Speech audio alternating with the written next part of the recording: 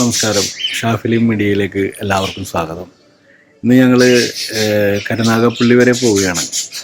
അതായത് ആ വഴി പോകുമ്പോൾ ധാരാളം ഇതുപോലെ തന്നെ വിശേഷപ്പെട്ട കാഴ്ചകൾ കാണാം. ഞങ്ങൾ യാത്ര ചെയ്യുന്നത് ഈ സൈലോയിലാണ്. ഞാൻ 2014 ഈ വണ്ടി എടുക്കുന്നത്.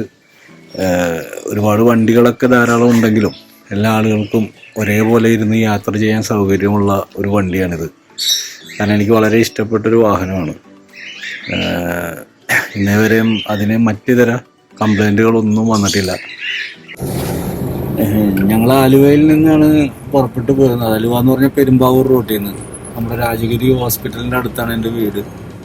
അപ്പോൾ ഇതാണ് രാജഗിരി ഹോസ്പിറ്റൽ എന്ന് പറയുന്നത്.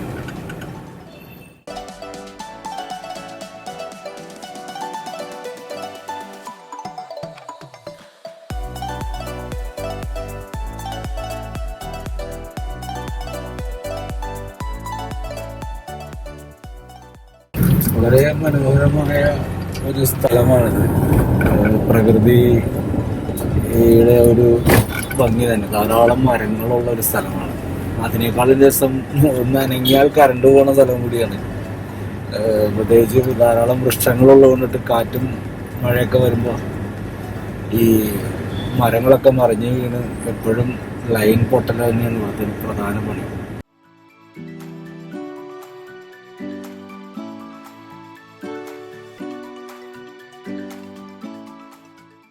ഞങ്ങളിപ്പോൾ യാത്ര പോകുന്നത് കരുനാഗപ്പള്ളി ഭാഗത്തേക്കാണ്. പോകുന്ന വഴി ധാരാളം കാഴ്ചകളുണ്ട് കാണാൻ.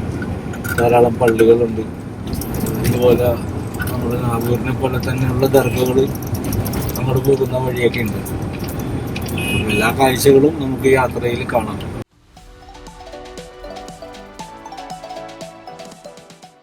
എനിക്കിപ്പോൾ ഒരു അത്യാവശ്യമായിട്ടുള്ളൊരു കോള് ചെയ്യേണ്ട ആവശ്യമുണ്ട്. ഞാനിപ്പോഴാണത് ഓർത്തത്. അപ്പോൾ സാധാരണ ഫോൺ ചെയ്യുക എന്ന് പറഞ്ഞാൽ നമ്മൾ വണ്ടിയിൽ പോകുമ്പോൾ തന്നെ ഫോണൊക്കെ ഓൺ ചെയ്ത് നമ്മൾ വിളിച്ച് സംസാരിക്കലാണല്ലോ പതിവ്. പക്ഷേ നിയമങ്ങളെപ്പോഴും നമ്മൾ മാനിക്കണം. പക്ഷെ ആരും അത് മാനിക്കാറില്ല. എല്ലാവരും ഓരോരുടെ സൗകര്യത്തിലാണ് എല്ലാം ചെയ്യുന്നത്. പക്ഷെ നമ്മുടെ സുരക്ഷിതത്വത്തിന് വേണ്ടിയിട്ടാണ് ഗവൺമെൻറ് ഓരോ കാര്യങ്ങൾ നമ്മളോട് പറയുന്നത്. അപ്പോൾ നമ്മൾ വണ്ടി ഒരു സൈഡിലേക്ക് നമ്മൾ ഇൻഡിക്കേറ്റർ ഇട്ട് ഒതുക്കി നിർത്തുക. അതും ശ്രദ്ധിക്കണം. കോൾ ചെയ്യണമെന്ന് തോന്നുമ്പോൾ തന്നെ നമ്മൾ ഫോൺ എടുത്ത് വിളിക്കലല്ല. വണ്ടി പാർക്ക് ചെയ്യാൻ പറ്റുന്നൊരു സൗകര്യം നോക്കിയിട്ട് വേണം നമ്മൾ വണ്ടി നിർത്താനും സംസാരിക്കാനും. ഒരു മിനിറ്റ്, ഞാൻ കോൾ ചെയ്തു.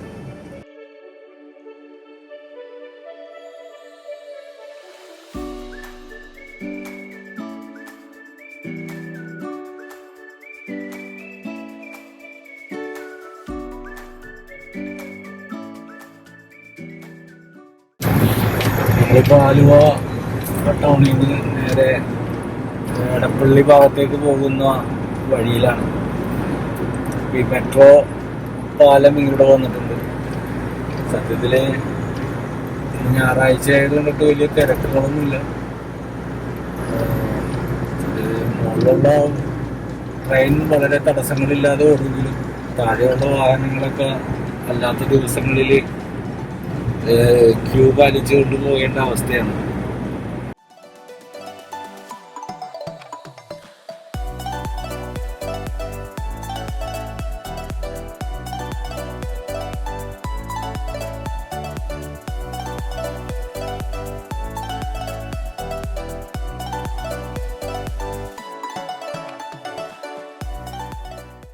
ഇവിടെ ഒരു മെട്രോയിൽ ഞാൻ കണ്ടൊരു ഗുണം എന്താണെന്ന് വെച്ച് കഴിഞ്ഞാൽ നമ്മുടെ ബൈക്ക് യാത്രക്കാരൊക്കെ മഴ വരുന്ന സമയത്തൊക്കെ അവർക്ക് കയറി നിൽക്കാൻ നല്ലൊരു സൗകര്യമുണ്ട്. വീട് വരെ അവർക്ക് നനയാണ്ട് പോകാം. അതൊരു രസകരമായ കാഴ്ചയാണ്. മഴക്കാലത്ത് ഇതിലെ വരുമ്പോൾ എല്ലാവരും ഇങ്ങനെ സൈഡ് പിടിച്ച് നിൽക്കുന്നതാണ്. ചില സമയത്ത് നല്ല തണലുണ്ട്. ഒരു സൈഡ് നല്ല തണൽ വീഴും, വെയിൽ കുറവായിരിക്കും. അങ്ങനെ ഈ മെട്രോ പാലം കൊണ്ട് ധാരാളം ഗുണങ്ങൾ വേറെയുണ്ട്.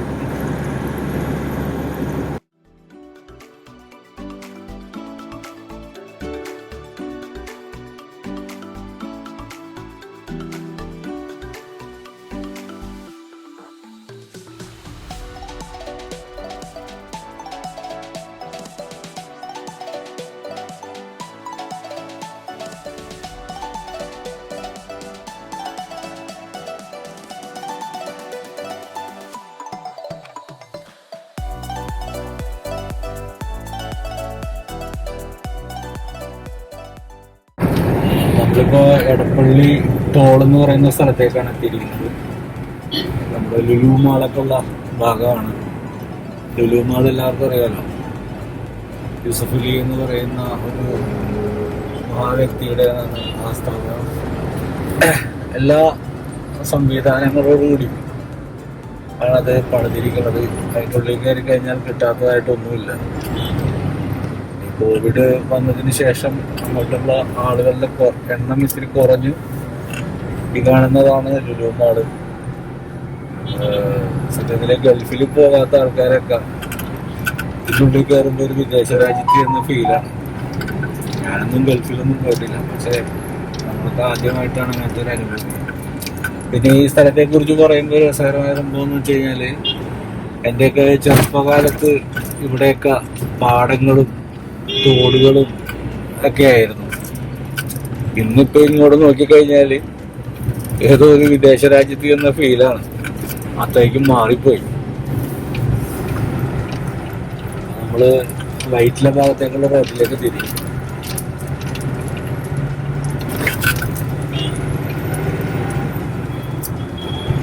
ഈ വഴിയിലാണ് ശരിക്കും പറഞ്ഞു കഴിഞ്ഞാല് നമ്മുടെ പ്രോ മാൾ എന്ന് പറയുന്ന മറ്റൊരു മാള് വർക്ക് ചെയ്യുന്നത്. സിനിമാ തിയേറ്ററും എല്ലാമായിട്ട് ധാരാളം ആളുകൾ അവിടെ വരാറുണ്ട്. പ്രോ മാളില് വളരെ സൈലന്റ് ആയിട്ടുള്ള സ്ഥലമാണ്.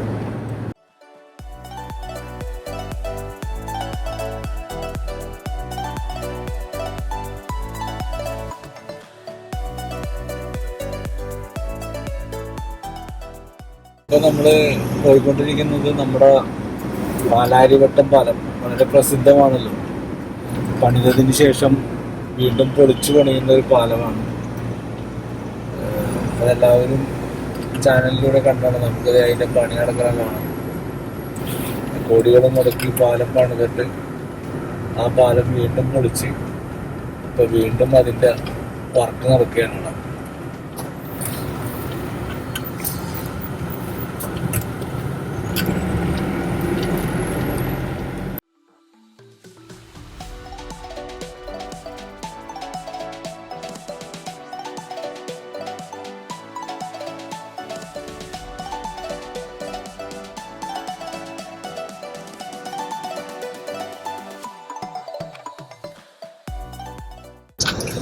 നമ്മള് വൈറ്റിലേക്ക് പോകുന്ന വഴി ലെഫ്റ്റ് സൈഡിലായിട്ട് ഹോളിഡേ എന്നും പറഞ്ഞുകൊണ്ട് വലിയൊരു സ്റ്റാർ ഹോട്ടലാണ്.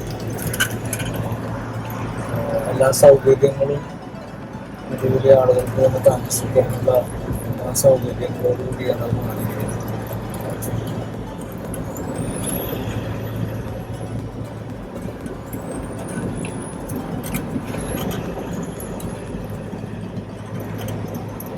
ഞങ്ങളൊരു സിനിമയുമായി ബന്ധപ്പെട്ട് ഞാനും ഇതിൻ്റെ അകത്ത് ഒന്ന് രണ്ട് ദിവസം തങ്ങിയിട്ടുണ്ട്. ഡാൻസ് മാസ്റ്റർ അവർക്ക് വേണ്ടിയിട്ട് റൂം എടുത്ത് കൊടുത്ത് അങ്ങനെയാണ് അതിൻ്റെ അകം കാണാൻ കഴിഞ്ഞത്. നമ്മളിപ്പോൾ വൈറ്റില ഭാഗത്തേക്കാണ് ഇപ്പോൾ എത്തിക്കൊണ്ടിരിക്കുന്നത്. ഇവിടെയും ഒരു പാലം വന്നിട്ടുണ്ട്. ഈ പാലം പണിയുന്നതിന് മുമ്പ് ഈ പാലത്തെ കുറിച്ചിട്ട് പലർക്കും മനസ്സിൽ പല ചിത്രങ്ങളായിരുന്നു. കാരണം ഇതിനൊരു രൂപരേഖ ആദ്യം ഉണ്ടായിരുന്നു.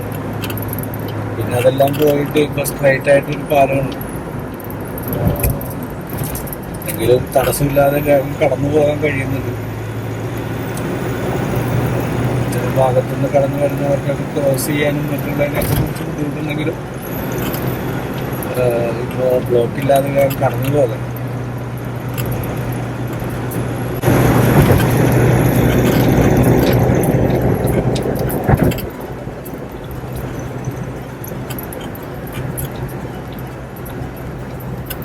വീട്ടിലെ പാലം കയറി നമ്മളാക്കി. ഇനിയിപ്പോൾ നമ്മൾ പോകുന്നത് അരൂര് ഭാഗത്തോട്ടാണ്. അരൂര് ഭാഗത്തേക്ക് പോകുമ്പോൾ അവിടെ ഒരു ടോൾ പ്ലാസ ഉണ്ട്.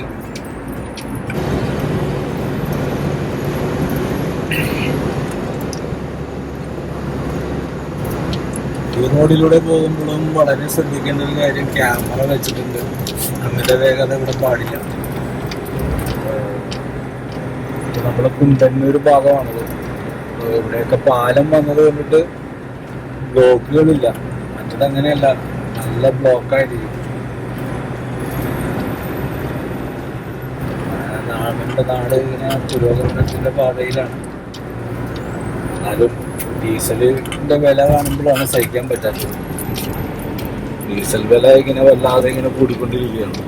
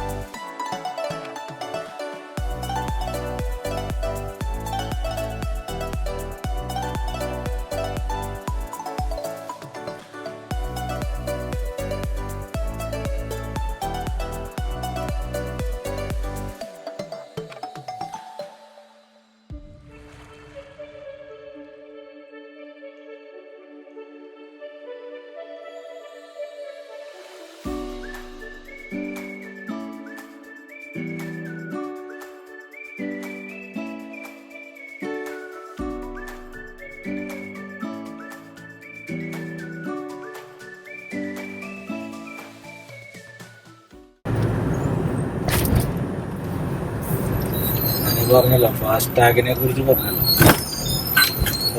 ഈ ഫാസ്ടാഗ് എല്ലാവരും നിർബന്ധമായിട്ട് എടുക്കണം. കാരണം കടന്നു പോകാൻ എളുപ്പമാണ്. തന്നെയല്ല, എല്ലാവർക്കും അതിനെക്കുറിച്ച് വ്യക്തമായിട്ട് അറിയില്ലെന്ന് തോന്നുന്നു. അതുകൊണ്ടാണ് പലരും അത് എടുക്കാൻ ഭയപ്പെടുന്നത്.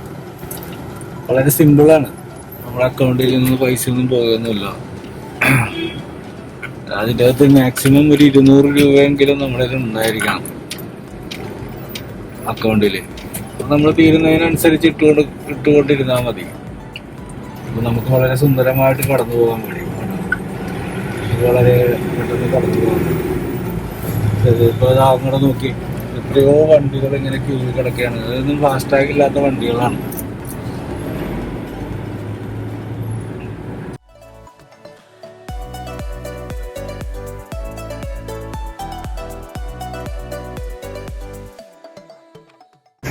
ഇതാണ് അരൂരി പാലം. വളരെ നീളമുള്ളൊരു പാലമാണ്.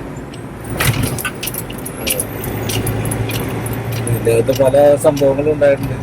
ലോറി വരെ ഇതിൻ്റെ ഉള്ളിൽ പോയിട്ടുണ്ട്. തൊട്ടപ്പുറത്ത് തന്നെ ഒരു റെയിൽവേ ട്രാക്കും പോകുന്നുണ്ട്.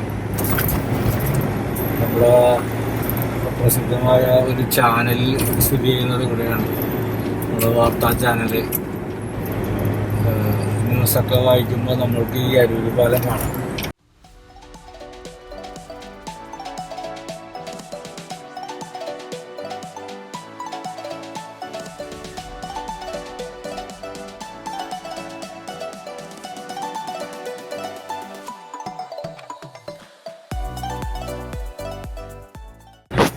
രാവിലെ ഒരു കട്ടൻ ചായയും കുടിച്ച് ഇറങ്ങിയതാണ്. വിശപ്പ് തുടങ്ങിയിട്ടുണ്ട്. നല്ലൊരു ഹോട്ടൽ കാണുമ്പോൾ നോക്കിയാണ്.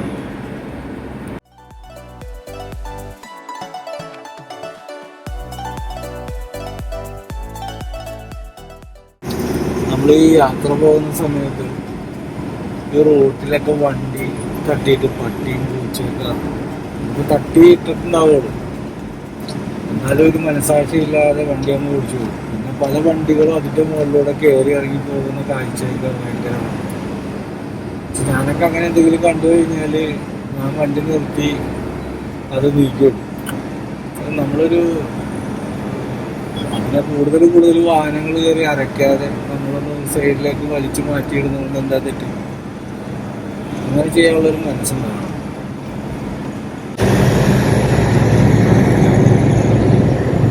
നമ്മളിപ്പോൾ ചേർത്തല ഭാഗത്തോട്ടാണ് ഇപ്പോൾ പോയിക്കൊണ്ടിരിക്കുന്നത്. ചേർത്തലേക്ക് പോകുന്ന റൂട്ടാണ്. ഈ റോഡിൽ കൂടി പോകുമ്പോൾ നിറയെ കട്ടറുകളായിരുന്നു. ചേർത്തല എത്താനായിട്ട് വളരെയധികം വിഷമിച്ചിട്ടുണ്ട്. ഇവിടെ എല്ലാം കാർ ചെയ്ത് വളരെ മനോഹരമാക്കി ഇട്ടിട്ടുണ്ട്. വാഹനങ്ങളൊക്കെ ഇങ്ങനെ പുറത്തേക്ക് അധികമായിട്ട് ഇങ്ങനെ ഇറങ്ങി തുടങ്ങിയിട്ടുണ്ട്.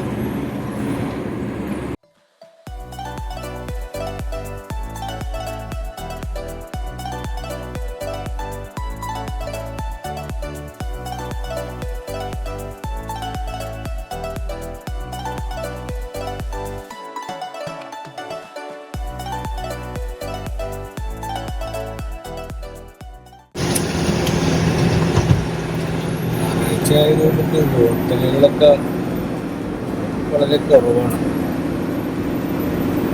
ചേർത്തല ഭാഗത്തേക്ക് ചെല്ലുമ്പോൾ അവിടെ 2-3 ഹോട്ടലുകളുണ്ട്.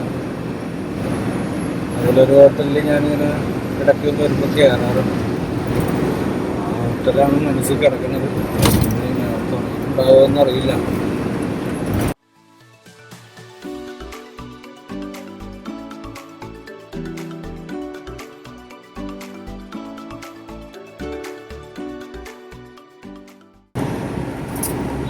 ഏകദേശം ചേർത്തല ഭാഗത്തേക്ക് എത്തി.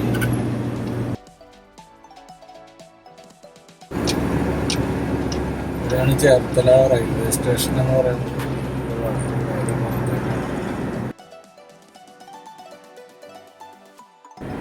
ഇതാണ് ചേർത്തല റെയിൽവേ സ്റ്റേഷൻ.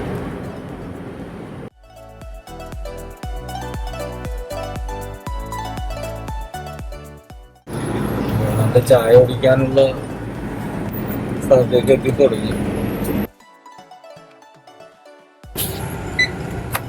ആ ഹോട്ടലിലേക്ക് എത്തി. ഞാൻ സാധാരണ വരുമ്പോൾ കയറുന്നത് ഈ ഹോട്ടലിലാണ്.